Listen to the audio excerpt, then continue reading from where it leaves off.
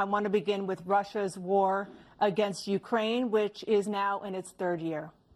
Former President Trump, Russian President Vladimir Putin says he'll only end this war if Russia keeps the Ukrainian territory it has already claimed and Ukraine abandons its bid to join NATO.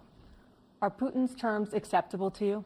First of all, our veterans and our soldiers can't stand this guy. They can't stand him. They think he's the worst commander-in-chief, if that's what you call him, that we've ever had. They can't stand him. So let's get that straight. And they like me more than just about any of them. And that's based on every single bit of information.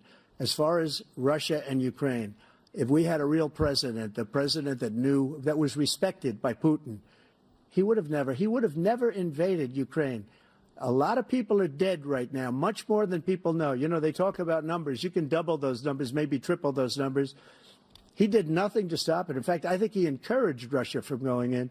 I'll tell you what happened. He was so bad with Afghanistan. It was such a horrible embarrassment, most embarrassing moment in the history of our country, that when Putin watched that and he saw the incompetence, that he should have fired those generals, like I fired the one that you mentioned, and so he's got no love lost, but he should have fired those generals. No general got fired for the most embarrassing moment in the history of our country, Afghanistan, where we left billions of dollars of equipment behind. We lost 13 beautiful soldiers, and 38 soldiers were obliterated. And by the way, we left people behind, too. We left American citizens behind.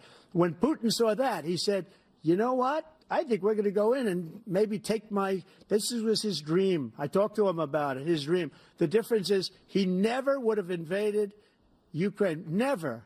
Just like Israel would have never been invaded in a million years by Hamas. You know why?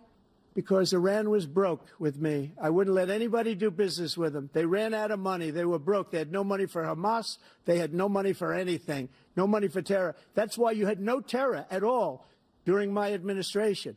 This place, the whole world is blowing up under him.